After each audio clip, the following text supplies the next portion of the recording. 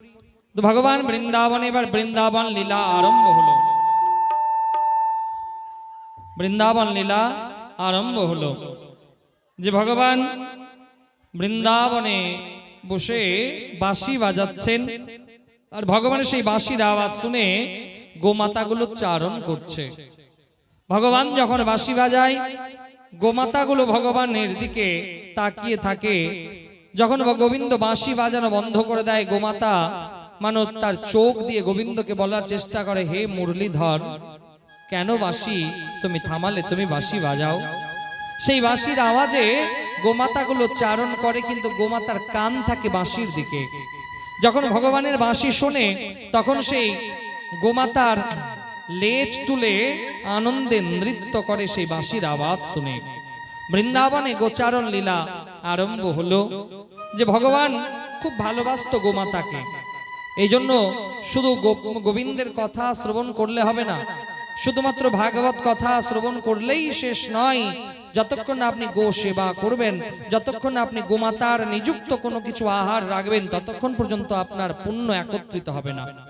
এই জন্য ভাগবত কথা যত বেশি শুনবেন, ততটা গোমাতার সেবাও করতে হবে। নিজের বাড়িতে যদি থাকে তাহলে অতি ভালো, অতি উত্তম।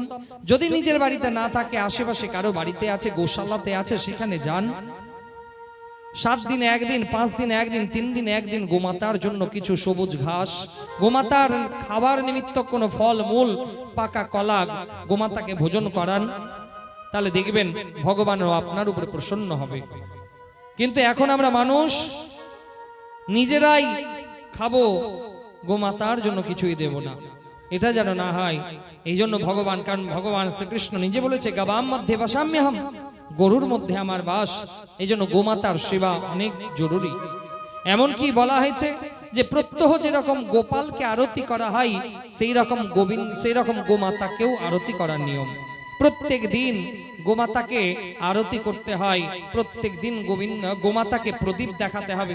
প্রত্যেক দিন বাড়িতে যেরকম ঠাকুর ঘরে আপনি পুজো পাঠ করার সময় ভগবানকে ফুল নিবেদন করছেন, সেই রকম বাড়িতে থাকা গোমাতাকেও আপনি ফুল দিন, গোমাতার চরণে ফুল দিন। গোমাতাকে কখনোই কোনো এঁঠো বস্তু ভোজন করাতে নাই। আজও অনেকের বাড়িতে যাবেন, তারা তাদের এঁঠো ভাত বা অন্যান্য কিছু গোমাতাকে দেয় না। কিন্তু আবার অনেক পাপিষ্ঠ মানুষ আছে যারা নিজেদের খাওয়ার পরে এঁঠো কোনো খাবার গিয়ে গোমাতার নাদে গিয়ে দিয়ে দেয়, গোমাতাকে গিয়ে দিয়ে দেয়। কারণ গোমাতা হচ্ছে স্বয়ং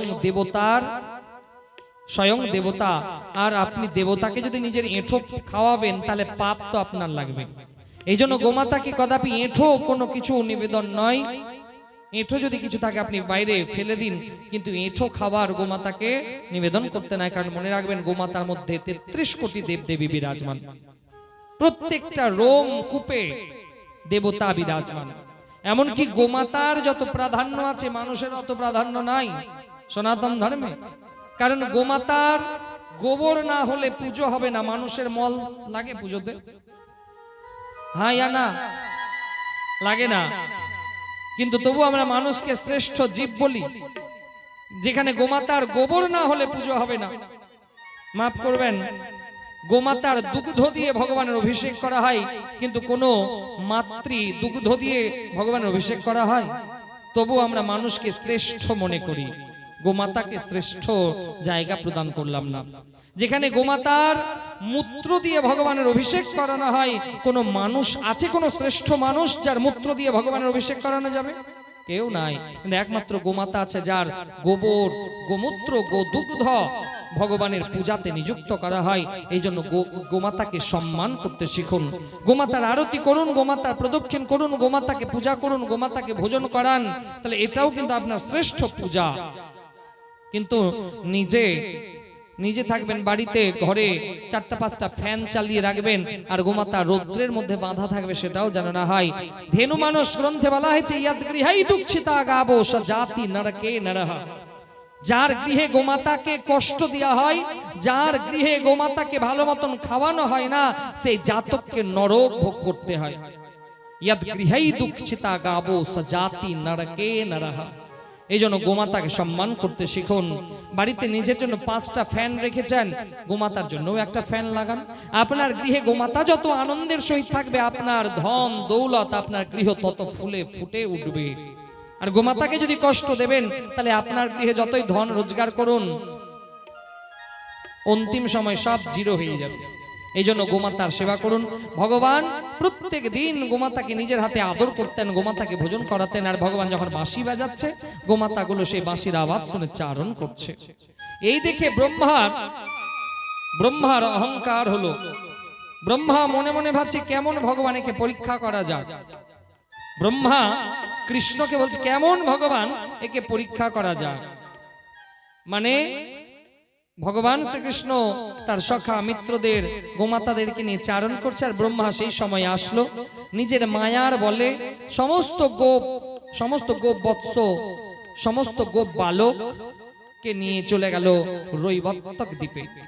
কারণ এই ব্রহ্মাও ভগবানের সঙ্গে বিশ্বাস নিয়ে ছেলে খেলা করলো যে ভগবান কৃষ্ণের নিকট থেকে শুধুমাত্র কৃষ্ণকে পরীক্ষা করবে বলে ব্রহ্মা সমস্ত গরুর বাচ্চাগুলোকে রৈবত্যক পর্বতে নিয়ে গেল। শুধু গরুর বাচ্চা নয়, গোপ বৎসদেরকেও, সে গোপ বালকদেরকেও নিয়ে চলে গেল। সন্ধ্যা পড়ে গেছে, গাভীগণ গোমাতাগুলো চেয়ে দেখছে আকাশের দিকে যে কি ব্যাপার, আজ তো সন্ধ্যা আগমন ঘটলো, কিন্তু আমাদের সন্তান কই আসছে। যে গোমাতা যখন দেখছে যে সন্ধ্যা পড়ে গেল, আমাদের বাচ্চাগুলো তো এখনো আসছে না, আমাদের সন্তান তো আসছে না। এবার সেই গোমাতা গোবিন্দের কাছে গেল, হে গোবিন্দ, আমাদের সন্তান কই, আমাদের বাচ্চাগুলো কই। গোবিন্দ যখন চোখ বন্ধ করে ধ্যান করে দেখছেন যে তাদের সমস্ত সন্তানকে ব্রহ্মা নিয়ে চলে গেছে রৈবত্যক পর্বতে, সেখানে আড়াল করে রেখেছেন।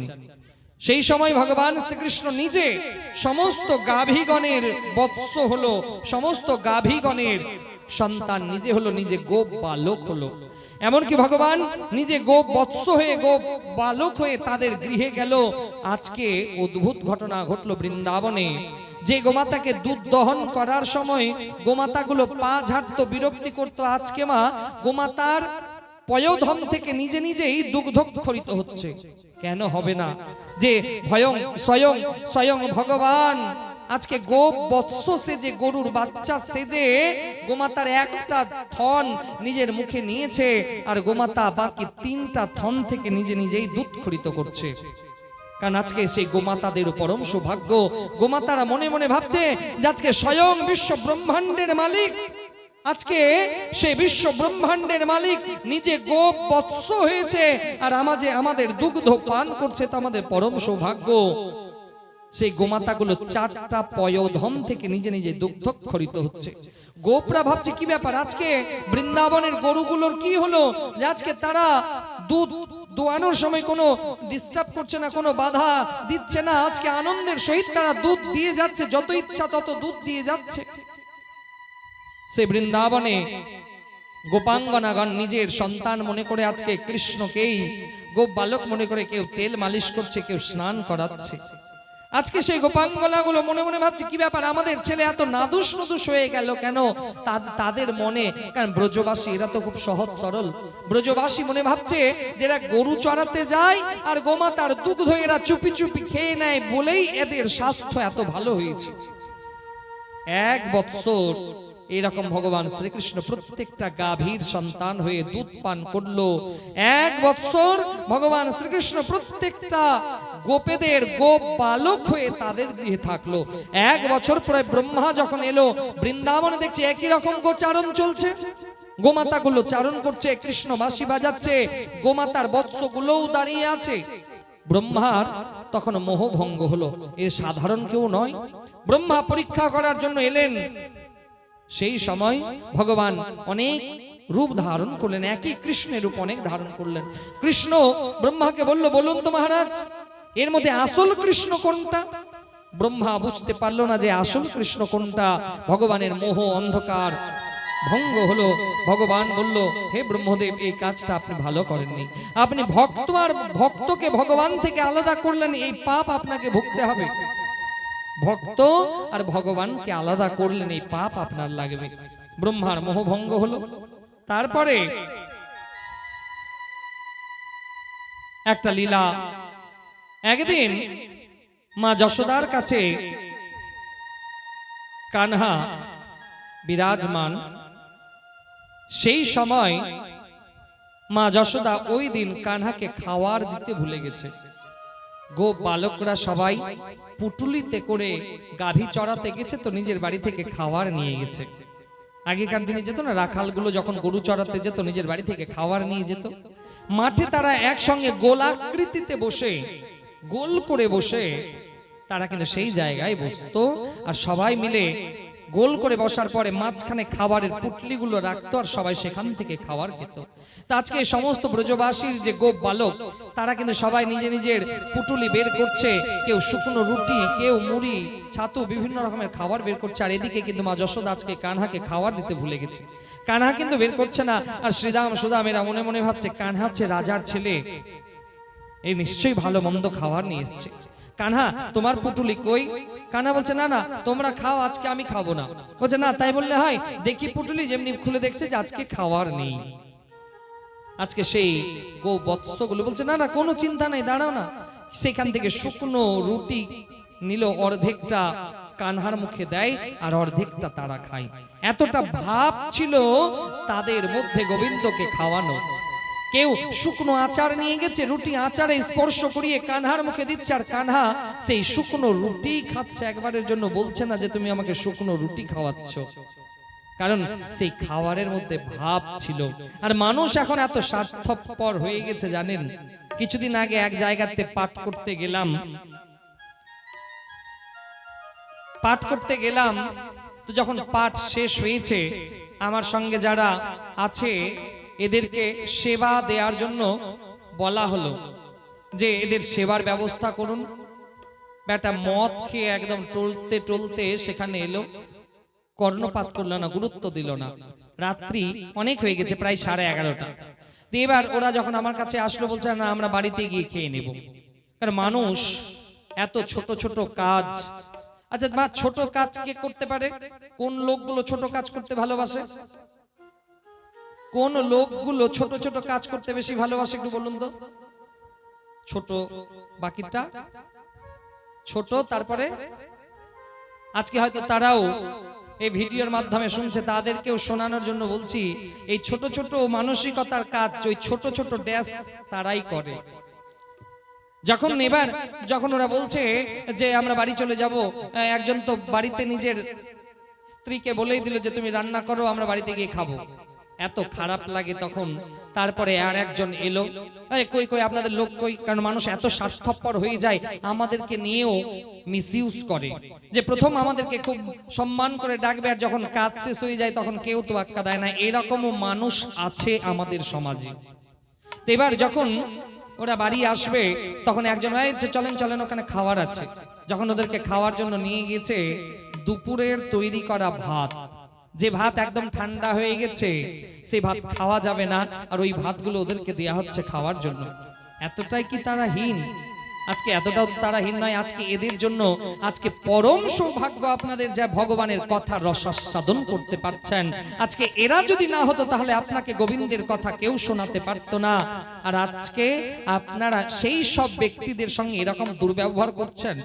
শুধুমাত্র নিজেকে ভালো হওয়ার জন্য পাঠ করালেই কি ভালো মানুষ হওয়া যায় না? কর্ম যদি ভালো না হয় তাহলে এই দণ্ড ভোগ আপনাদের অবশ্যই পেতে হবে, কারণ তারাও তো মানুষ। আর এটা তো তারা গোবিন্দের কথা শোনানোর জন্য আপনাদের কাছে এসেছে, আরো তো ভালো করে তাদেরকে সম্মান করা উচিত। কিন্তু আপনি সেই জায়গায় সম্মান করলেন না, আরো মিথ্যে কথা বললেন, না না এই ভাত তো টাটকা ভাত আছে। তারা যখন একজন তো খেতে বসলো, বলছে না খাওয়া যাবে না, ভাত থেকে গন্ধ, এখন গরমের সময় তো গন্ধ উঠে গেছে। তারা অন্য কিছু খাবার খেয়ে সেখান থেকে বেরোলো, কিন্তু প্রত্যেকের মনের মধ্যে তারা দুঃখ নিয়ে বাড়ি ফিরলো। তো মা, কেউ যদি দুঃখ নিয়ে বাড়ি ফেরে তা আপনার মঙ্গল হবে? কদাপি নয়। এই জন্য আমরাও তো মানুষ, সম্মান করতে শিখুন। আর আমরা গোবিন্দের কথা শোনানোর জন্য এসেছি আপনাদের কাছে। এই আপনাদের পরম সৌভাগ্য যে আপনারা গোবিন্দের কথা রসাস্বাদন করতে পারছেন, কারণ চারদিকে কলিযুগের মতন দুর্দান্ত যুগে গোবিন্দের কথা রসাস্বাদন আপনারা শ্রবণ করতে পারছেন। আর এদেরকে যদি সম্মান না করেন তাহলে ধিক আপনাদের মানসিকতায়, ধিক আপনাদের ধনে, ধিক আপনাদের বুদ্ধিতে। জেগে যান, না হলে এর ফল বিনাশ হবে। এই জন্য ব্যাসপীঠ থেকে নিবেদন, খাওয়াতে পারবেন না, ভোজন করাতে পারবেন না, কোনো ব্যাপার নাই, বলে দিন, কিন্তু কখনোই তাদেরকে অপমান করবেন না। কারণ ভগবান, গতকালকে আমি বলেছিলাম যে ভগবান তিনজনের অপমান সহ্য করতে পারে না। ব্রাহ্মণের অপমান, বৈষ্ণবের অপমান আর ভক্তের অপমান ভগবান সহ্য করতে পারে না। আর এরা হচ্ছে ভগবানের ভক্ত। তাই কেউ আজকে নিজের বাড়িতে ছোট্ট একটা সন্তানকে ছেড়ে এসেছে গোবিন্দের কথা শোনানোর জন্য, কেউ নিজের বাড়িতে বৃদ্ধ মাকে ছেড়ে এসেছে আপনাদেরকে গোবিন্দের কথা শোনানোর জন্য। আর এদের সঙ্গে যদি চালাকি করবেন তাহলে তৈরি থাকতে হবে ভগবানের চালাকিতে আপনাকেও পড়তে হবে। বলো রাধে রাধে। কথাটা মনে পড়ে গেল তাই বললাম, ভেবেছিলাম বলবো না, কিন্তু না বললেও তো শিখতে পারবেন না। কারণ অনেকজন তো এখনো এদেরকে দেখে খুব উপহাস করে, এরা গান বাজাচ্ছে না, এরা ভগবানের কীর্তন আপনাদেরকে শোনাচ্ছে, এদের মাধ্যম দিয়ে ভগবানের কথা আপনারা শুনতে পাচ্ছেন। এই জন্য রেসপেক্ট করুন, সম্মান করুন, কারণ সম্মান দিলে সম্মান পাবেন। আর সম্মান যদি করতে না পারবেন, অসম্মান করার অধিকার আপনাকে কেউ দেয়নি। এই জন্য ভক্তদেরকে অপমান করলে ভগবানও কদাপি সহ্য করে না। বলো রাধে রাধে। তো ভগবান তাদের হাতেরই শুকনো রুটি গ্রহণ করলে একবারের জন্য বললো না, ভগবান প্রেম থেকে তাদের হাতের ভোজন করলেন। এদিকে শ্রীদাম সুদাম এরা বললো, কানহা জানো যমুনাতে একটা দহ আছে, যে দহ নাম হচ্ছে কালী দহ।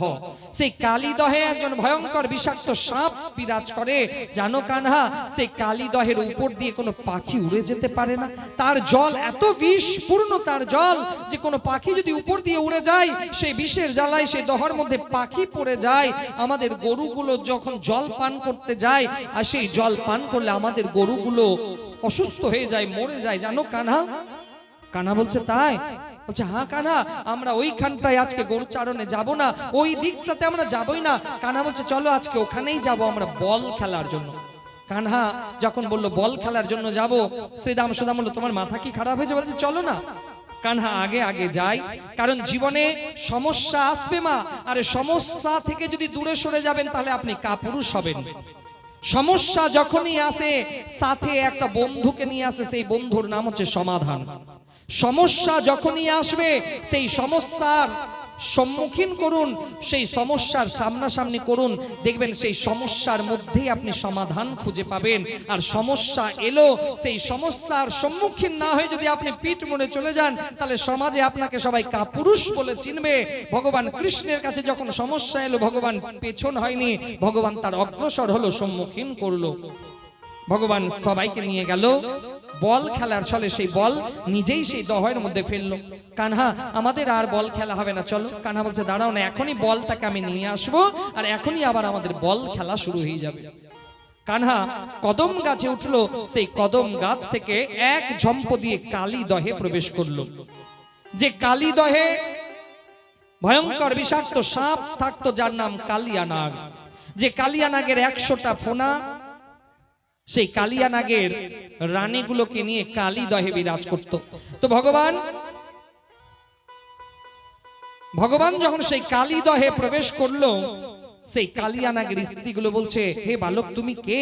তোমার এত নাজুক শরীর, তুমি এত ছোট অল্প বয়স, আর তুমি এখানে এসেছো। তুমি জানো আমাদের পতি দেবতা যদি জেগে যায় তোমার জীবন নষ্ট হয়ে যাবে, তুমি ভস্মীভূত হয়ে যাবে, তুমি চলে যাও বালক। সেই কানহা কোমরে হাত দিয়ে বলছে একবার যখন এসেছি তোমাদেরকে তাড়াতে এসেছি, তোমাদেরকে না তাড়িয়ে আমি যাব না।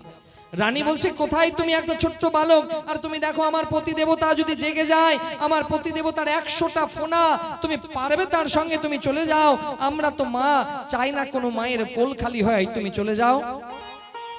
জোরে জোরে কানহা কথা বলতে লাগলো, আর সেই রানীগুলো বলছে আসতে বলো, আমাদের পতি দেবতা যদি জেগে যায় তাহলে অনর্থ হয়ে যাবে। কানহা বলছে জাগাও তোমার পতি দেবতা। এই কথা যখন বললো, কালিয়ানাগের ঘুম ভাঙলো। কালিয়ানাগ বজ্রকণ্ঠস্বরে বলল, কে কে তুমি? গোবিন্দ তার সামনে গেল, বলছে এখান থেকে কালিয়ানাগ তুমি চলে যাও। কালিয়ানাগ সেই বালকের উপরে রেগে গেল। কালিয়ানাগের সঙ্গে ভগবানের যুদ্ধ আরম্ভ হলো। ভগবান বারবার পদাঘাত করতে লাগলো কালিয়ানাগের উপরে। কালিয়ানাগের ছিল 100টা ফোনা। এই 100টা ফোনা হচ্ছে অহংকার। আমাদের প্রত্যেকটা মানুষের জীবনে 100টা অহংকার আছে। এই অহংকারের জন্য আমাদের পতন হয়। আর কালিয়ানাগ বারবার ভগবানকে দংশন করার জন্য উদ্যত হলো। ভগবান যখন একটা ফোনাকে ধরে আর একটা ফোনা দিয়ে ভগবানকে দংশন করতে যায়, ভগবান সেই ফোনাকেও দণ্ডাঘাত করে, পদাঘাত করে, মুষ্টাঘাত করে। ভগবান 100টা ফোনাকে নতমস্তক করলো। আর ভগবান সেই কালিয়ানাগের মাথাতে উঠলো। আর সেই সময় কালিয়ানাগের ফোনার মধ্যে ভগবান তাণ্ডব নৃত্য আরম্ভ করলো। যে যখনই ভগবান একটা ফোনাতে নাচে, তখন আর একটা ফোনা ভগবানকে দংশন করা যায়। ভগবান লাফিয়ে লাফিয়ে ওই ফোনাতে যায়, ওই ফোনা থেকে এই ফোনা। উপরে সবাই নগরবাসী ভাবলো আর কানহাকে বোধহয় দেখা যাবে না। রক্ত উঠলো, সবাই ভাবলো কানহা বোধহয় মরে গেল। এবার সবাই দেখছে যে ভগবান তাণ্ডব নৃত্য করতে করতে কালিয়ানাগের উপরে উঠলো। আসুন আমরা ভজনের মাধ্যম দিয়ে সেই ভগবানের তাণ্ডব নৃত্যকে দর্শন করি। বলো রাধে রাধে।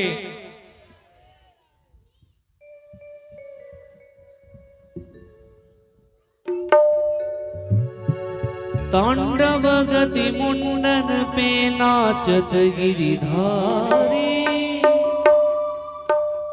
तांडव गति मुंडन पे नाचत गिरिधारी, तांडव गति मुंडन पे नाचत गिरिधारी। भंग भंग भंग भग पटकत भंग भंग भंग फननि परत, ओ भंग भंग भंग भग पटकत भंग भंग भंग फननि परत।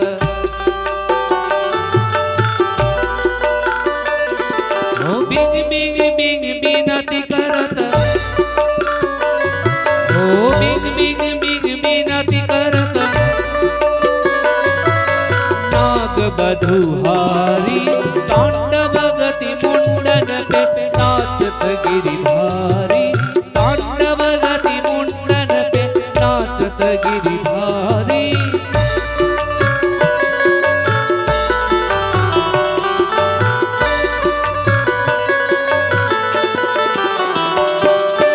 ससिक ससिक सनकादिक नन नन नारद मुनि, ओ शशिक शशिक सनकादिक नन नन नारद मुनि।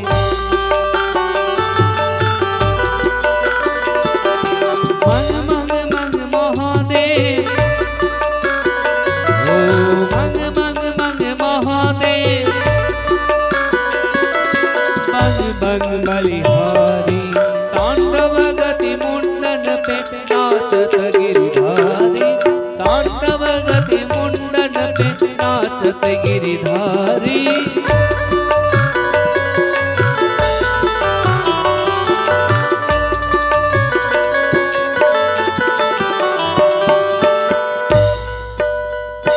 देखो कालिया के फन पर नाचत कन्हैया, देखो कालिया के फन पर नाचत कन्हैया, देखो कालिया के फन पर नाचत कन्हैया। हे नाचत कन्हैया सारे सृष्टि को जगैया, नाचत कन्हैया सारे सृष्टि को जगैया, ओ नाचत कन्हैया सारे सृष्टि को जगैया, नाचत कन्हैया सारे सृष्टि को जगैया। देखो कालिया के फन पर नाचत कन्हैया, देखो कालिया के फन पर नाचत कन्हैया। हे नाचत कन्हैया सारे सृष्टि को जगैया, नाचत कन्हैया सारे सृष्टि को जगैया, हो नाचत कन्हैया सारे सृष्टि को जगैया, नाचत कन्हैया सारे सृष्टि को जगैया। देखो कालिया के हन पर नाचत कन्हैया, देखो कालिया के हन पर नाचत कन्हैया, देखो कालिया के हन पर नाचत कन्हैया, देखो कालिया के हन पर नाचत कन्हैया। बोलिए भक्त वत्सल भगवान की जय। बोले कृष्ण कन्हैया की जय। बोले राधा रानी की ভগবান সেই কালিয়া নাগের উপরে তাণ্ডব নৃত্য আরম্ভ করলো আর ভগবান বলল, হে কালিয়া, তুমি চলে যাও রমণক দ্বীপে, তুমি সেখানে তোমার পরিবার নিয়ে থাকো। সেই সময় কালিয়া ভগবানকে বলল, হে প্রভু, আমি যে যাব, কিন্তু আপনার যে বাহন গরুর, সেই গরুর তো আমাকে জীবিত রাখবে না, আর গরুরের বাঁচার ভয়ে আমি এই কালী দহে বিরাজ করছিলাম। ভগবান কৃষ্ণ বলল যে, হে কালিয়া, আমার এই পদচিহ্ন তোমার মস্তকে যখন আমার বাহন গরুর দেখবে, তোমার কোনো ক্ষতি করবে না, তুমি রমণক দ্বীপে চলে যাও।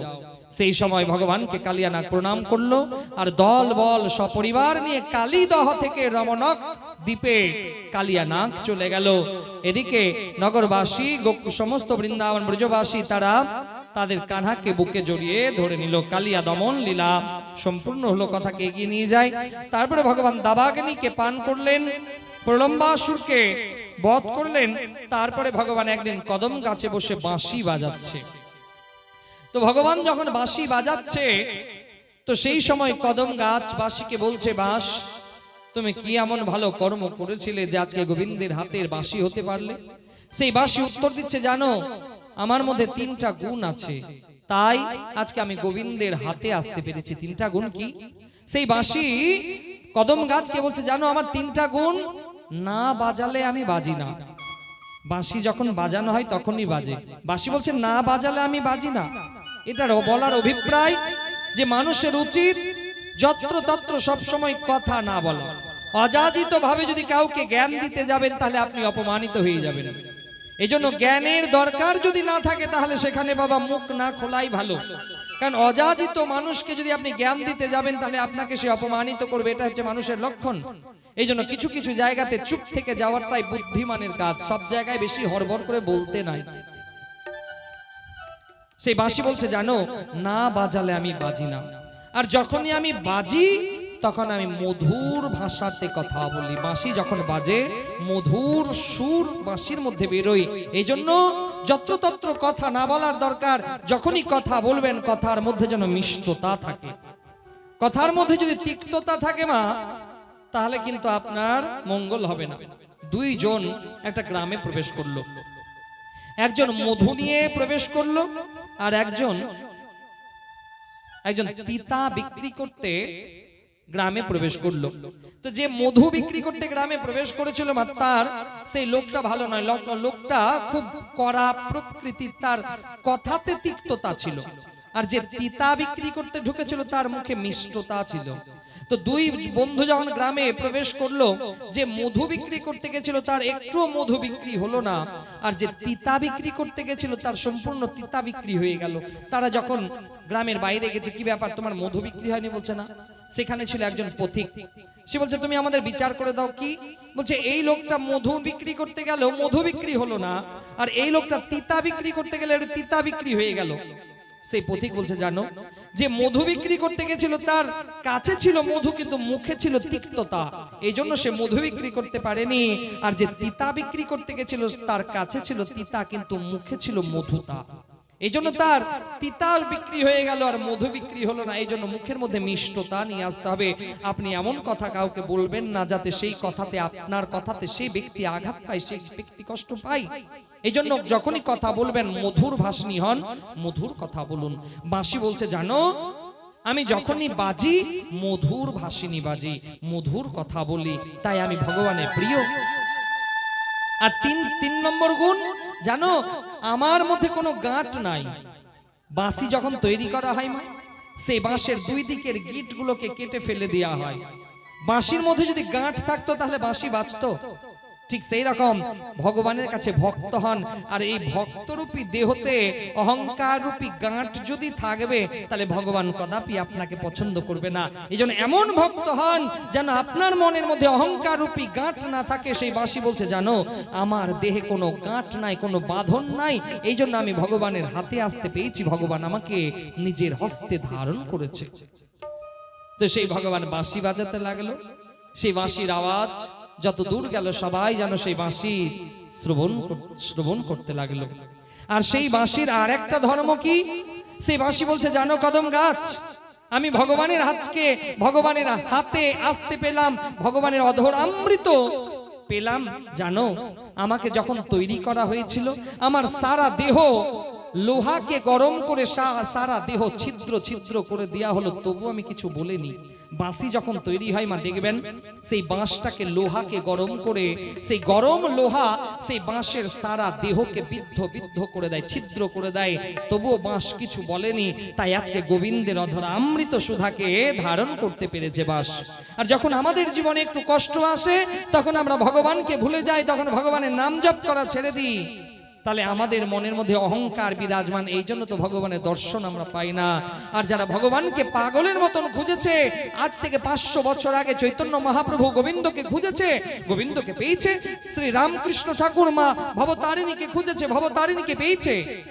আর আমরা মানুষ, আমাদের মনের মধ্যে দাম্ভিকতা, অহংকার, হাম কিসি সে কম নেই, এই অহংকার গুলো আমাদের পতনের কারণে। অহংকার নিয়ে ভগবানকে কদাপি পাওয়া যাবে না।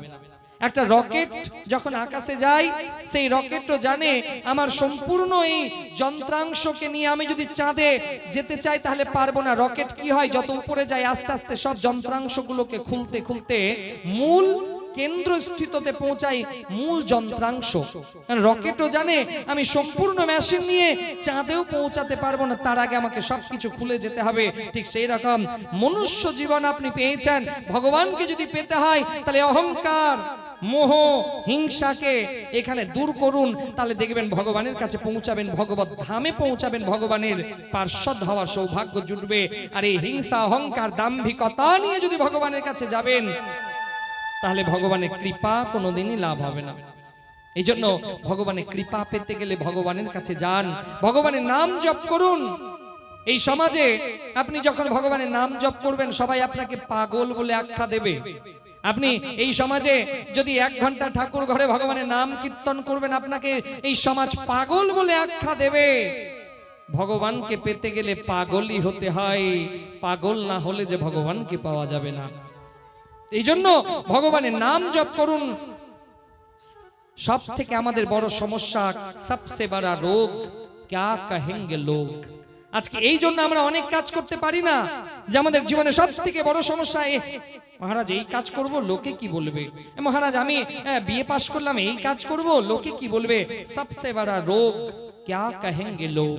এই লোকগুলোর কথা যদি শুনতে লাগবেন, তাহলে জীবনে উন্নতি করতে পারবেন না। এই জন্য সেই কথাগুলোকে ইগনোর করার চেষ্টা করুন, আর আপনার গন্তব্যটাকে স্থির করুন। কারণ আপনার কল্যাণ কেউ করবে না, আপনার কল্যাণ আপনাকেই করতে হবে। এই জন্য ভগবানের নাম জপ অবশ্যই করতে হবে। তারপরে আমরা কথাকে এগিয়ে নিয়ে যাই। ভগবান বাঁশি বাজালো, তারপরে বস্ত্র হরণ লীলা। যে সেই সময় কার্তিক মাস, গোপিনীরা 1 মাসের জন্য একটা সংকল্প নিল কাত্যায়নী ব্রত করার। যে কেন, যে তারা মা কাত্যায়নীর কাছে প্রার্থনা করলো যে হে দেবী কাত্যায়নী, আমরা তোমার ব্রত শুরু করলাম 1 মাসের জন্য, যেন গোবিন্দকে নিজের পতি রূপে পাই। সেই শ্লোকটা কি বলছে, কাত্যায়নী মহামায়ে महायोगिनी अधीश्वरी नंद गोपसुतं देवी पतिं मे कुरुते नमः। नंद गोपसुतम বলছে, হে দেবী, আমি আপনার ব্রত করলাম যেন গোবিন্দকে পতি রূপে পাই। ভগবান বলল, তোমাদের মনস্কামনা আগামী কোন শরৎ পূর্ণিমার দিন পূর্ণ হবে। ভগবান বললেন যে আগামী কোন শরৎ পূর্ণিমায় এই মনোবাসনা তোমাদের পূর্ণ হবে। সেই গোপিনীরা নিজেদের বস্ত্রকে তীরের মধ্যে খুলে তারা নদীতে স্নান করছিলেন নির্বস্ত্র হয়ে। ভগবান কৃষ্ণের বয়স তখন মাত্র 5.5 বছর বয়স। সেই সময় ভগবান শ্রীকৃষ্ণ সেই সমস্ত বস্ত্রগুলোকে দূর করে রাখলো। কিছু কিছু মানুষ যারা নিজেকে খুব আধুনিকতার ছোঁয়ায় নিজেকে খুব এডুকেটেড মনে করে, তারা বলে যে কৃষ্ণের মনের মধ্যে কাম বাসনা ছিল, তাই গোপিনীদের নির্বস্ত্র হওয়া দেখবে বলে গোপিনীদের বসন সরিয়ে রেখেছিল। দুর্বুদ্ধি, এর থেকে আর কি হতে পারে? ভগবান হচ্ছে নিষ্কামের প্রতীক। ভগবানের মনে বিন্দু মাত্র কাম নেই। ভগবান কামকে জয় করেছেন। এই জন্য ভগবান কৃষ্ণের আর এক নাম হচ্ছেন মদন মোহন। যে কাম কেউ জয় করেছেন তিনি সাধারণ কোনো পুরুষ নয়। আমরা মানুষ, আমরা ভগবানকে কলঙ্কিত করছি, এটা আমাদের সব থেকে দুর্বুদ্ধি। এটাই সব থেকে আমাদের দুর্বুদ্ধি। ঠিক আমাদের সেই শিক্ষাতে, যে শিক্ষাতে আমাদেরকে শেখানো হলো কৃষ্ণ কামুক ছিল, কদাপি নয়। কৃষ্ণ হচ্ছে পরব্রহ্ম, তিনি পরম ব্রহ্ম। তার কাছে কাম বলে কোনো কিছু ছিল না, তিনি নিষ্কামের প্রতীক। তিনি এই বাসনা, তিনি এই কথা বলতে চাইলেন যে হে গোপিনী, বৃন্দাবনে বাঁদরের অত্যাচার অনেক বেশি, আর তোমরা এই বস্ত্রকে নদীর তীরে রেখে স্নানে নেমেছো। বাঁদর যদি এই বস্ত্রগুলোকে সরিয়ে দেয় তাহলে তোমরা নির্বস্ত্র হয়ে বাড়িতে কেমন করে ফিরে যাবে? ভগবান সেই বস্ত্রগুলোকে সাইড করে রাখলেন। আর দ্বিতীয় উদাহরণ, নিয়ম আছে যে নির্বস্ত্র হয়ে কদাপি স্নান করতে নাই। নির্বস্ত্র হয়ে যারা স্নান করে, জলের দেবতা হচ্ছে বরুণ, বরুণ দেবতা তাদের উপরে ক্রোধান্বিত হয়ে যায়। এই জন্য যখনই স্নান করবেন, স্নানের সময় একটা বস্ত্র যেন শরীরে থাকে। এই জন্য প্রত্যেক মানুষকে নিবেদন, বাড়িতেও যে স্নান করছেন সে আপনি বাথরুমে স্নান করুন, আর নদীতে গিয়ে স্নান করুন নির্বস্ত্র হয়ে নয়। নির্বস্ত্র হয়ে স্নান করলে জলের দেবতা বরুণ, সেই বরুণ আপনার উপরে ক্রোধান্বিত হবে। এই জন্য হে সনাতনী, নির্বস্ত্র হয়ে স্নান নয়। ভগবান পুনরায় তাদের বস্ত্র ফিরিয়ে দিলেন। তারপরে ভগবান অন্ন ভিক্ষা লীলা, যোগ্য পত্নীদের, সেই ব্রাহ্মণদের পত্নীদের কাছে ভিক্ষা চাইতে গেলেন। অন্ন ভিক্ষা লীলাকে প্রণাম করে কথাকে এগিয়ে নিয়ে যায়। একদিন সেই গোকুলে, সেই ব্রজধামে নন্দ উপানন্দ একটা পুজোর জোগাড় করছিল, পুজোর আরম্ভ, পুজো করবে বলে। ভগবান কৃষ্ণ সেখানে এলো। বাবা, আজকে এত হই হুল্লোড় কেন? কোনো কিছু আছে বৃন্দাবনে? বলছে হ্যাঁ হ্যাঁ হ্যাঁ কানহা, কি আছে? আজকে আমরা দেবরাজ ইন্দ্রের পুজো করব। কেন বাবা? বলছে না না, আজকে দেবরাজ ইন্দ্রের পূজা করব। দেবরাজ ইন্দ্রের পূজা যদি না করি ইন্দ্র ক্রোধান্বিত হয়ে যাবে, আর দেবরাজ ইন্দ্র যদি ক্রোধান্বিত হয়ে যায় তাহলে আমাদের এখন ফসল আসার সময়, বৃষ্টি হয়ে যাবে, ফসল হবে না, বা খরা হয়ে যাবে, ফসল হবে না। দেবরাজ ইন্দ্র বৃষ্টিকে কন্ট্রোল করে, তাই না মা? তো দেবরাজ ইন্দ্র যদি আমাদের উপরে ক্রোধান্বিত হয়ে যায় তাহলে হয়তো অসময়ে খরা চলে আসবে, অসময়ে বর্ষণ চলে আসবে, বৃষ্টি চলে আসবে, আমাদের ফসল ভালো হবে না। তার জন্য আমরা দেবরাজ ইন্দ্রের পূজা করব। কানহা বলছে দাঁড়াও দাঁড়াও বাবা, ভয়ে তো ভক্তি হয় না। ভয়ে ভক্তি হয়? ভয়ে তো ভক্তি হয় না। তো বাবা, দেবরাজ ইন্দ্রের পুজো করতে হবে না। পুজো যদি করতে হয় তাহলে গিরি গোবর্ধনের পুজো করো। কেন? বলছে বাবা, আমরা যখন গোচারণে যাই তা আমাদের সমস্ত গাভীগণ কোথায় চারণ করে? গিরি গোবর্ধনের পাদদেশে। আমরা গোপ বালকগুলোই গিরি গোবর্ধনের উৎপন্ন যে ফল মূল কন্দ সেটা আমরা খেয়ে বেঁচে থাকি, তাহলে আমাদেরকে রক্ষা করছে গিরি গোবর্ধন। তো পূজা যদি করতে হয় তাহলে গিরি গোবর্ধনের করব, ইন্দ্রের পুজো করব না।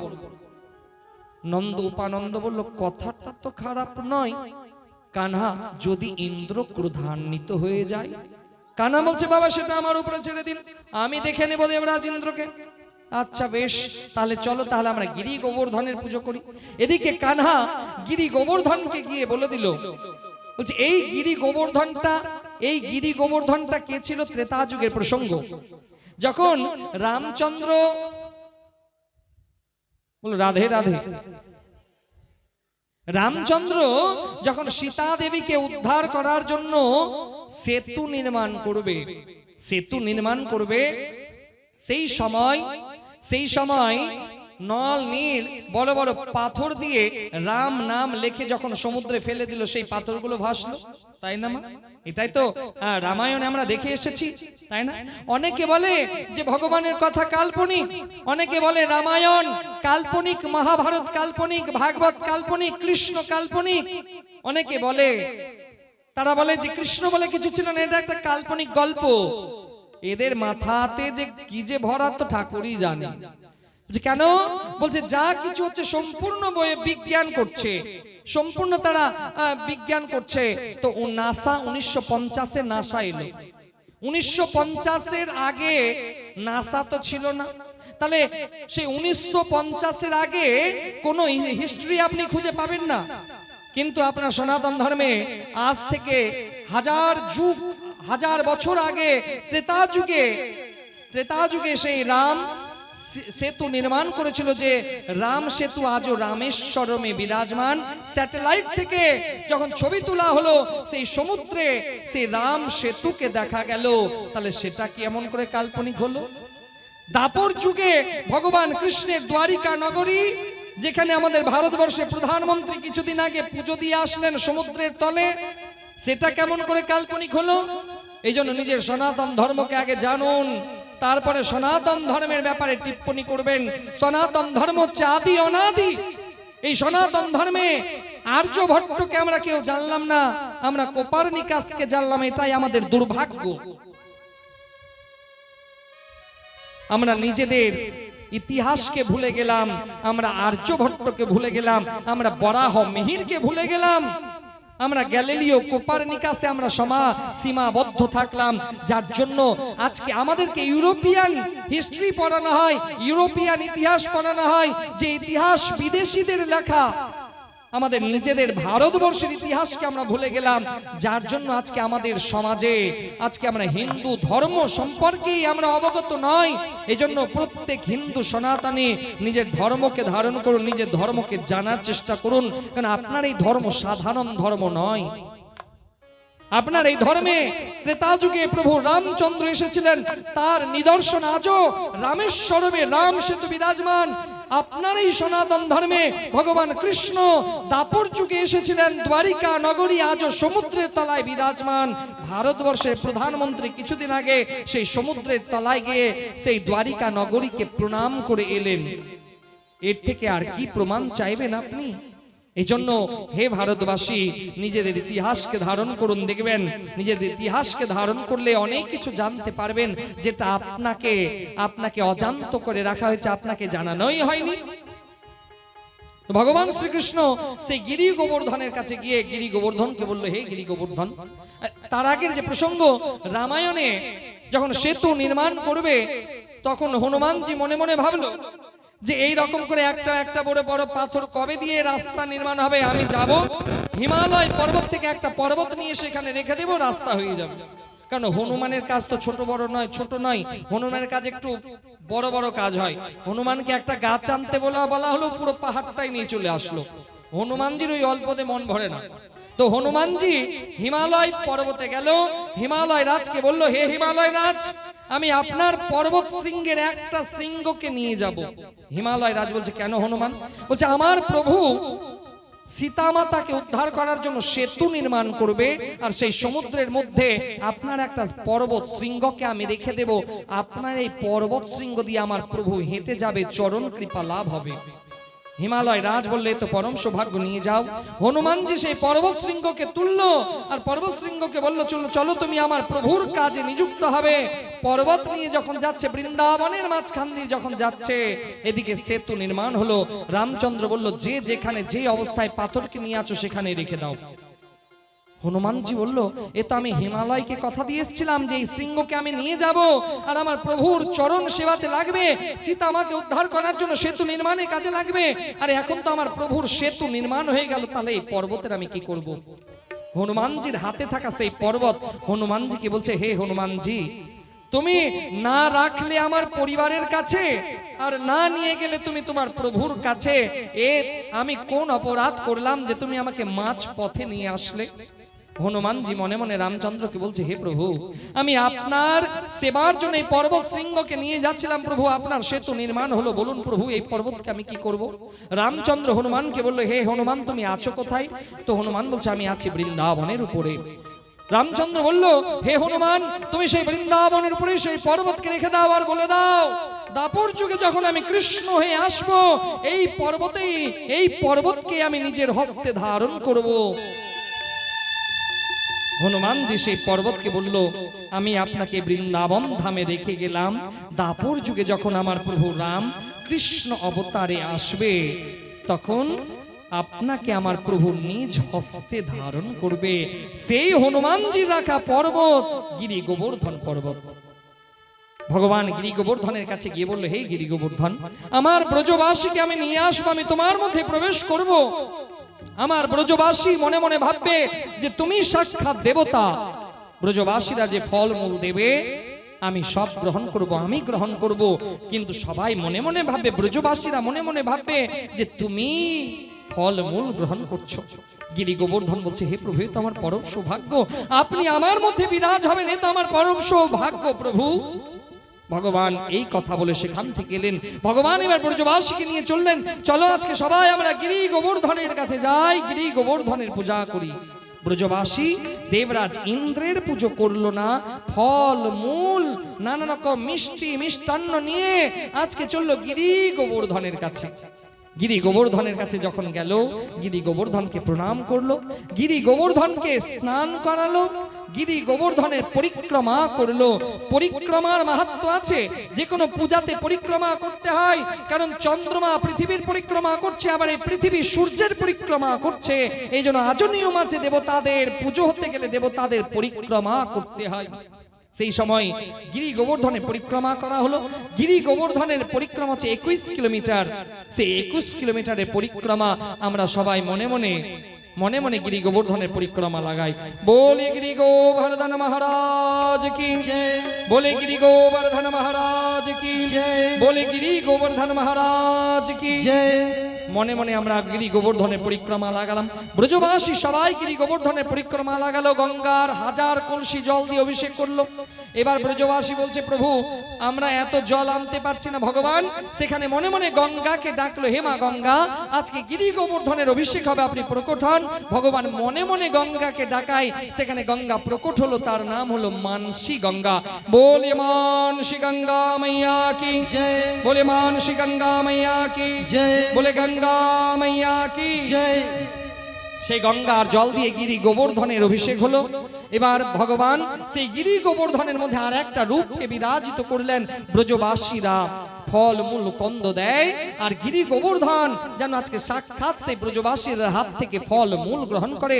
ব্রজবাসীরা বলতে লাগলো, তো সাক্ষাৎ দেবতা, দেবরাজ ইন্দ্র তো কোনোদিন আমাদের হাতে ফল গ্রহণ করেনি, আর এ তো গিরি গোবর্ধন সাক্ষাৎ দেবতা, দেখো দেখো আমাদের হাত থেকে ফল মূল কন্দ গ্রহণ করছে, এ সাক্ষাৎ দেবতা। আমরা সবাই মিলে গিরি গোবর্ধনকে প্রণাম করি।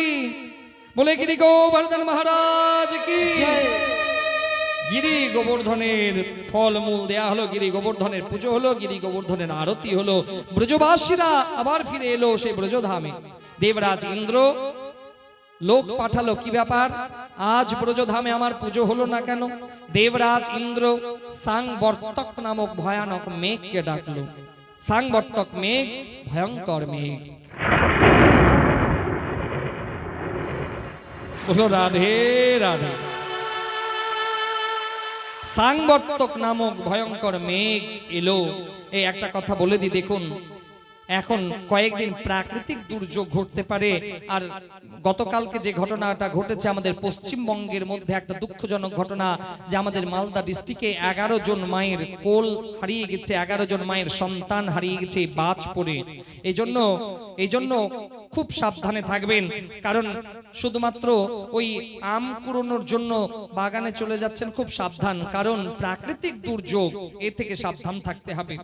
কারণ গতকালকে 11 জন শুধু মালদা ডিস্ট্রিক্টে মারা গেছে বাজ পড়ে, সরকারি ভাবে, বেসরকারি ভাবে তো জানি না কি আছে রেজাল্ট। এই জন্য খুব সাবধান থাকবেন। সেই যখন বজ্রপাত হবে বাইরে না বেরোনোই ভালো। লোহার কোনো বস্তুকে স্পর্শ করবেন না, মানলে আপনার ভালো, না মানলে আপনার প্রতিবেশীর ভালো। বলো রাধে রাধে। বুঝতে পারলেন তো প্রতিবেশীর কেন মঙ্গল? যে আপনি যদি মানবেন তাহলে আপনি বাঁচবেন, আর আপনি যদি না মানবেন তাহলে বাঁচবেন না। আর আপনি মরে গেলে আপনার প্রতিবেশী সদলাপুরে যাবে, তখন তার চাকাচাক ভোজন হবে। বলো রাধে রাধে। তাহলে মানলে আপনার মঙ্গল, না মানলে আপনার প্রতিবেশীর মঙ্গল। কোনটা চান, বা নিজের মঙ্গল না প্রতিবেশীর মঙ্গল? বলো রাধে রাধে। তো সেই সময় সাংবর্তক ভয়ঙ্কর মেয়ে গেল, গর্জনা আরম্ভ হলো। দেবরাজ ইন্দ্র সাংবর্তককে বলল, যাও সাংবর্তক, তুমি ব্রজধামে মহাপ্রলয় আরম্ভ করো। প্রলয়কালীন যে বৃষ্টি, সে বৃষ্টি আরম্ভ করো। তুমি ব্রজধামকে প্লাবিত করো। সাংবর্তক মেঘ ব্রজধামে এসে প্লাবিত করলো। ব্রজধামে যেন ঝড় তুফান আরম্ভ হলো, ভয়ঙ্কর বৃষ্টি আরম্ভ হলো। ব্রজবাসীরা সবাই ছুটলো ভগবানের কাছে, কাঁধা কাঁধা, দেখো দেখো আজ প্রাকৃতিক দুর্যোগ শুরু হলো কাঁধা। এবার বলো, দেবরাজ ইন্দ্র কুপিত হয়েছে, কাঁধা আমরা কোথায় যাব কাঁধা? সেই সময় কানহা বেরিয়ে এলো। কানহা বলছে, কোনো চিন্তা নাই, সবাই এসো আমার সাথে। কানহা আগে আগে যায়, পেছন পেছন ব্রজবাসী যায়। গিরি গোবর্ধনের কাছে গেল। ভগবান বলছে, হে গিরি গোবর্ধন, আজ আমার ব্রজবাসীকে নিয়ে আমি তোমার মধ্যে স্থান নেব। গিরি গোবর্ধন বলছে, হে প্রভু, এ তো আমার পরম সৌভাগ্য। ভগবান নিজের বাম হস্ত দিয়ে, বাম হস্তের কনিষ্ঠা আঙ্গুলি দিয়ে গিরি গোবর্ধনকে ধারণ করলো। বলে গিরি গোবর্ধন মহারাজ কি জয়। ভগবান গিরি গোবর্ধনকে ধারণ করলেন, আর ভগবান ব্রজবাসীদের বললেন, সবাই তোমরা চলে এসো, তোমাদের কোনো চিন্তা নাই। সমস্ত ব্রজবাসীগণ, তোমরা এই গিরি গোবর্ধনের মধ্যে স্থান নাও। ভগবান গিরি গোবর্ধন ধারণ করলেন। সমস্ত ব্রজবাসী সেই গিরি গোবর্ধনের তলাতে বিরাজ হলেন। আসেন, সুন্দর একটা মধুর ভোজনের রসাস্বাদন করে কথাকে এগিয়ে নিয়ে যায়। বলো রাধে রাধে। বলি ভক্তবৎসল ভগবান কি, বলে গিরি গোবর্ধন মহারাজ কি জয়।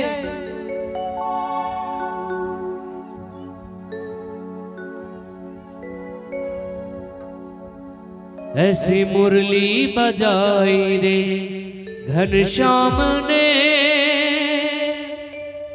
सारा गोकुल वृंदावन मगन हो गया। सारा गोकुल वृंदावन मगन हो गया। सारा गोकुल वृंदावन मगन हो गया। ऐसी मुरली बजाई रे घनश्याम ने, सारा गोकुल वृंदावन मगन हो गया। ऐसी मुरली बजाई रे घनश्याम ने, सारा गोकुल वृंदावन मगन हो गया। सारा गोकुल वृंदावन मगन हो गया। सारा गोकुल वृंदावन मगन हो गया। सारा गोकुल वृंदावन मगन हो गया। सारा गोकुल वृंदावन मगन हो गया। ऐसी मुरली, ऐसी मुरली, ऐसी मुरली बजाई घनश्याम ने, सारा गोकुल वृंदावन मगन हो गया। ऐसी मुरली बजाई रे घनश्याम ने, सारा गोकुल वृंदावन मगन हो गया।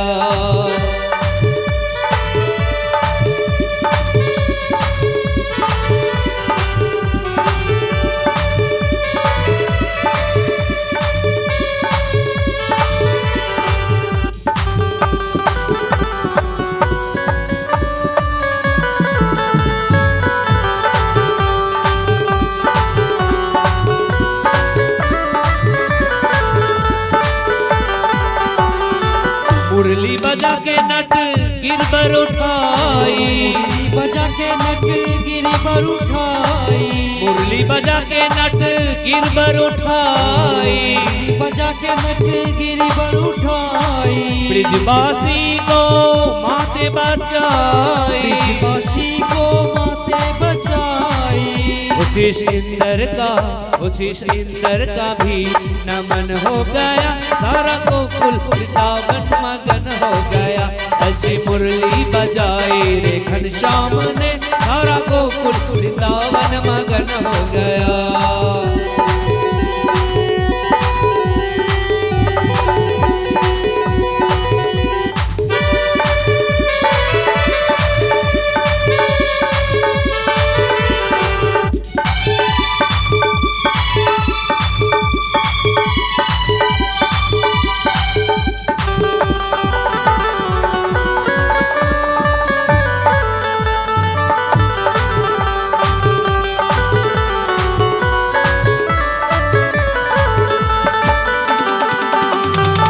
यमुना किनारे गाना ऐसी बजाई, किनारे गाना ऐसी बजाई, थाली पे चढ़ के नाच नचाई, पे चढ़ के नाच नचाई।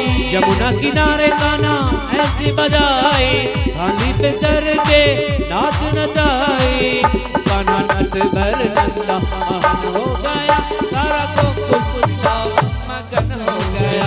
ऐसी मुरली बजाई घनश्याम ने, सारा गोकुल वृंदावन मगन हो गया, सारा गोकुल वृंदावन मगन हो गया, सारा गोकुल वृंदावन मगन हो गया। ओ सारा गोकुल वृंदावन मगन हो गया, सारा गोकुल वृंदावन मगन हो गया। ऐसी मुरली बजाई रे घनश्याम ने, सारा गोकुल वृंदावन मगन हो गया। ऐसी मुरली बजाई घनश्याम ने, सारा गोकुल वृंदावन मगन हो गया। ऐसी मुरली बजाई घनश्याम ने, सारा गोकुल वृंदावन मगन हो गया, सारा गोकुल वृंदावन मगन हो गया, सारा गोकुल वृंदावन मगन हो गया। बोलिए भक्त वत्सल भगवान की जय। ভগবান সমস্ত ব্রজবাসীকে বললেন যে সবাই তোমরা এখানে বিরাজ হও। সমস্ত ব্রজবাসী সবাই সেই গিরি গোবর্ধনের নিচে ঠাঁই নিলেন। 7 দিন সমানতালে মহাপ্রলয়কালীন বৃষ্টি আরম্ভ হলো। এই 7 দিন সমস্ত ব্রজবাসীরা মিলে গোবিন্দকে নানা রকম খাদ্য বস্তু গ্রহণ করালো, ফল মূল নানা রকম মিষ্টি মিষ্টান্ন, কিন্তু জল কেউ পান করালো না। এক এক দিনে প্রত্যেক দিন 8টা করে প্রহর, এই 7 দিনে 8 প্রহর, তাহলে কত হচ্ছে 7 × 8 = 56 প্রহর। এই 56 প্রহর ভগবানকে শুধুমাত্র ফল মূল নানা রকম সুস্বাদু ভোগ নিবেদন করা হয়েছে, জল পান করানো হয়নি। এই জন্য আজও ভগবানকে 56 ভোগ লাগানো হয় এই গিরি গোবর্ধন লীলার দিনে। তো ভগবান 7 দিন যখন এরকম চললো, দেবরাজ ইন্দ্র এবার সুরভিকে নিয়ে, একা আসতে পারছে না, সুরভিকে নিয়ে এলো। সুরভি নিজের পয়োধন, সুরভিকে সমুদ্র মন্থন থেকে যে গোমাতার জন্ম হয়েছিল সেই সুরভি নিজের গো দুগ্ধ দিয়ে ভগবানের অভিষেক করলেন, আর ভগবানকে গোবিন্দ বলে ডাকলেন। সুরভির দেওয়া নাম হচ্ছে গোবিন্দ। দেবরাজ ইন্দ্র ক্ষমা চাইলেন ভগবানের কাছে, যে হে প্রভু আমার ভুল হয়ে গেছে, আমাকে ক্ষমা করুন। ভগবান বলল না, আপনি ভুল করেননি, কারণ আপনি 7 দিন আমাকে জল পান করিয়েছেন। ভগবান দেবরাজ ইন্দ্রের এই প্রশ্নের উত্তর দিলেন। গিরি গোবর্ধন লীলা বিরাম হলো। তারপরে ভগবান মহারাস করলেন বৃন্দাবনে। 11 বছর 56 দিন বৃন্দাবনে থাকলেন। তারপরে অক্রুর এলো, মথুরাতে নিয়ে গেল। অক্রুরজি মহারাজ কৃষ্ণ আর বলরামকে মথুরাতে নিয়ে গেল। মথুরাতে গিয়ে কুব্জাকে উদ্ধার করলো, কংসকে বধ করলো, মথুরার যুবরাজ হলো ভগবান শ্রীকৃষ্ণ। উগ্রসেনকে মুক্তি করলো। এদিকে মথুরার যুবরাজ হলো ভগবান শ্রীকৃষ্ণ। এদিকে কংসের শ্বশুর জরাসন্ধ বারবার মথুরা আক্রমণ করলো, আর ভগবান সেই জরাসন্ধকে বারবার সেখান থেকে পলায়ন করতে লাগলো। জরাসন্ধকে সেই যুদ্ধে জরাসন্ধকে পরাস্ত করলো। এদিকে ভগবানের সেখানে বিরাজমান মথুরাতে, আর সেই সময় জরাসন্ধ আর কাল যবন একসঙ্গে আক্রমণ করলো। ভগবান সেই যুদ্ধক্ষেত্র থেকে পালালো। ভগবানের নাম হলো রণছোড় ভগবান। সেই ভগবান কাল যবন পেছন পেছন যায়, আর ভগবান আগে আগে যায়। একটা পাহাড়ের গুহার মধ্যে প্রবেশ করে গেল। সেখানে ছিল মুচুকুন্দ মহারাজ। মুচুকুন্দ মহারাজের আশীর্বাদ ছিল যে তাকে ঘুম থেকে উঠাবে আর তার দৃষ্টি যার উপরে পড়বে সে ভস্মীভূত হবে। এবার ভগবান নিজের উত্তরীয় সেই মুচুকুন্দ মহারাজের উপরে দিয়ে দিল। কাল যবন যখন গুহাতে ঢুকেছে বলছে ভগবান আমার ভয়ে, কৃষ্ণ আমার ভয়ে নিজে এখানে শুয়ে আছে। মুচুকুন্দ মহারাজ সেখানে বিরাজমান, আর কাল যবন কৃষ্ণ মনে করে কাল যবন সে মুচুকুন্দের পেছনে লাথি মারতে লাগলো। যেমনি লাথি পদাঘাত করতে লাগলো মুচুকুন্দ মহারাজের ঘুম ভাঙলো। মুচুকুন্দ মহারাজ যেমনি তাকালো কাল যবন ভস্মীভূত হলো। এদিকে ভগবান বিশ্বকর্মাকে দিয়ে সমুদ্রের তীরে একটা নগর নির্মাণ করলো, যে নগরের নাম দ্বারিকা। যোগ মায়ার মাধ্যম দিয়ে সমস্ত মথুরাবাসীকে রাত্রিবেলাতে সেই দ্বারিকা নগরে নিয়ে যাওয়া হলো। পরের দিন সকালবেলা যখন সমস্ত মথুরাবাসী বেরোনোর জন্য দরজা খুঁজছে, দ্বার কাহা দ্বার কাহা, এই দ্বার কাহা দ্বার কাহা নাম থেকে দ্বারিকা নাম হলো। দ্বারিকাধীশ হলেন ভগবান শ্রীকৃষ্ণ। ভগবান শ্রীকৃষ্ণ বিবাহ করলেন রুক্মিণীকে। ভগবান শ্রীকৃষ্ণ 8 জন রানীকে আলাদা আলাদা বিবাহ করলেন। ভগবান শ্রীকৃষ্ণ সত্যভামাকে নিয়ে আকাশ বিহার করছিলেন। এদিকে নরকাসুর, যাকে ভৌমাসুর বলা হয়, সেই ভৌমাসুর 16,100 কন্যাকে বন্দী করে রেখেছিলেন। ভগবান সেই নরকাসুরকে উদ্ধার করে 16,100 কন্যাকে সেখান থেকে বন্দী মুক্ত করলেন। সেই 16,100 কন্যাকে নিজের স্ত্রীর মর্যাদা প্রদান করলেন ভগবান সর্বেশ্বর বাসুদেব কৃষ্ণ। ভগবান কৃষ্ণের স্ত্রী সংখ্যা 16,108। তাদের 10টা করে পুত্র সন্তান, 1টা করে কন্যা সন্তান। মোট ভগবান কৃষ্ণের বংশজ 1,77,188টা। তো ভগবান কৃষ্ণের বংশজে সাম্ব খুব সুন্দর দেখতে, তাকে গর্ভবতী স্ত্রী সাজানো হলো আর একজন ঋষির কাছে নিয়ে যাওয়া হলো। বলুন তো গুরুদেব, এর গর্ভে ছেলে হবে না মেয়ে হবে? সেই ঋষি যখন ধ্যান করে দেখছে তো ছেলে আমার কাছে গর্ভবতী নাটক করে এসেছে, সেই ঋষি বললেন মুসালাম কুলা নাসানাম, যে এর গর্ভে যে হবে তোমার যদু বংশের ধ্বংসের কারণ হবে। সাম্ব সঙ্গে সঙ্গে সেই লোহার কড়াইটাকে চূর্ণ বিচূর্ণ করে সমুদ্রের জলে ফেললো। ছোট্ট একটা লোহার কিল, সেই কিল সমুদ্রে ফেললো। বোয়াল মাছ সেটাকে গিলে ফেললো। জরা নামক ব্যাধ সেই কিলকে, সেই বোয়াল মাছকে গিলে, সেই বোয়াল মাছকে ধরলো আর বোয়াল মাছকে কাটার পরে সেই বোয়াল মাছের পেট থেকে লোহার কিল বেরোলো। জরা সেই কিলকে ঘষতে ঘষতে তীর বানালো। এদিকে বলরাম সেই যদুবংশীয়দের নিষেধ করতে গেলে তোমরা এরকম করো না, উল্টো ফল হলো যদুবংশীয় বলরামের দিকে তেড়ে এলো, বলরামকে মারার জন্য এলো। কৃষ্ণ বলল দাদা আমাদের সময় হয়ে গেছে, আমাদেরকে স্বধাম গমন করতে হবে। এই কথা শুনে বলরাম তার মাথা ফেটে শেষ নাক বেরিয়ে পাতালে প্রবেশ করলো। বলরামের স্বধাম গমন হলো। কৃষ্ণের 125 বছর বয়স। ভগবান শ্রীকৃষ্ণ জঙ্গলে পায়ের উপরে পা তুলে বসে আছেন। সেই সময় জরা নামক ব্যাধ জঙ্গলে গেছে, হরিণ মনে করে সেই তীর নিক্ষেপ করলো। সেই তীর গিয়ে লাগলো গোবিন্দের চরণে। ভগবান ধরাশায়ী হলো। জরা গিয়ে বলছে হে প্রভু আমার অন্যায় হয়ে গেছে, আমাকে ক্ষমা করুন। ভগবান বলছে এটা তোমার কোনো পাপ নয়। ত্রেতা যুগে আমি রাম হয়ে এসেছিলাম, তুমি বালি হয়ে এসেছিলে, আর এই দাপর যুগে তুমি জরা হয়ে এলে, আমি কৃষ্ণ হয়ে এলাম। এদিকে সবাই দেবতারা ভাবছে ভগবান স্বধামে আসবে, কিন্তু ভগবান নিজের রূপকে শ্রীমদ্ ভাগবত মহাপুরাণের মধ্যে প্রবেশ ঘটালো। এই জন্য ভাগবত আর কৃষ্ণ আলাদা নয়। যে ভাগবত দর্শন করে নেয় তার কৃষ্ণ দর্শন হয়ে যায়। যেখানে ভাগবত বিরাজমান সেখানে স্বয়ং গোবিন্দ বিরাজমান। এই জন্য কৃষ্ণ আর ভাগবত কদাপি আলাদা নয়। ভগবান শ্রীকৃষ্ণেরই রূপ হচ্ছে শ্রীমদ্ ভাগবত মহাপুরাণ। এদিকে রাজা পরীক্ষিত, সুখদেবজি মহারাজ বলছে হে রাজান আপনার আর ভয় আছে? বলছে না আমার আর কোনো ভয় নাই। তারপরে রাজা পরীক্ষিতকে সুখদেবজি মহারাজ 11 দ্বাদশ স্কন্ধ শোনালো। কলিযুগের উদ্ধার, কলিযুগের রাজার বর্ণনা, কলিযুগের মানুষের উদ্ধার কেমন করে হবে এই প্রসঙ্গগুলো শোনালো। তো এই প্রসঙ্গগুলোকে প্রণাম করে কথাকে আগের দিকে নিয়ে যায়। রাজা পরীক্ষিত বলল হে গুরুদেব আমার আর কোনো ভয় নাই। অভিশাপ পূর্তির জন্য রাজা পরীক্ষিত 7 দিন ভাগবত শোনার পরে গঙ্গার তীরে গেল। তক্ষক না গেল, রাজা পরীক্ষিতকে দংশন করলো। রাজা পরীক্ষিতের দেহ ভস্মীভূত হলো আর দেহি বৈকুণ্ঠ ধাম থেকে পুষ্পক বিমান এলো। রাজা পরীক্ষিতের দেহি পুষ্পক বিমানে করে বৈকুণ্ঠ ধামে গমন করলো। এটাই ছিল ভাগবতের মূল বক্তব্য। এবার আমরা সম্পূর্ণ ভাগবতের ফল পেতে যাচ্ছি। তার আগে একটু বলে দিই যে প্রথম গতকালকে যিনি ভাগবত মাথায় করে নিয়ে এসেছিলেন তিনাকে আবার আসতে হবে, কারণ এখানে ভাগবত পরিক্রমা হবে। তিনি যেখানেই থাকুন না কেন ধুতি পরে সুন্দর বসন পরে এখানে যেন অবশ্যই আসে ভাগবত পরিক্রমা করার জন্য। তার কাছে একটু খবরটা পৌঁছে দিন। বলো রাধে রাধে। এবার আমরা সম্পূর্ণ ভাগবতের ফল পেতে যাচ্ছি। সবাই নিজের মাথাটাকে ঢেকে নেন, পায়ে যদি জুতা থাকে জুতাটাকে দূরে রাখুন, কারণ জুতো পরে গোবিন্দের কথা তো শুনতেই নাই। আর এবার ভাগবতের 7 দিনের ফল আমরা পেতে যাচ্ছি। সবাই নিজের মাথাটাকে ঢেকে নেন, এবার আমরা সম্পূর্ণ ভাগবতের ফল পেতে যাচ্ছি।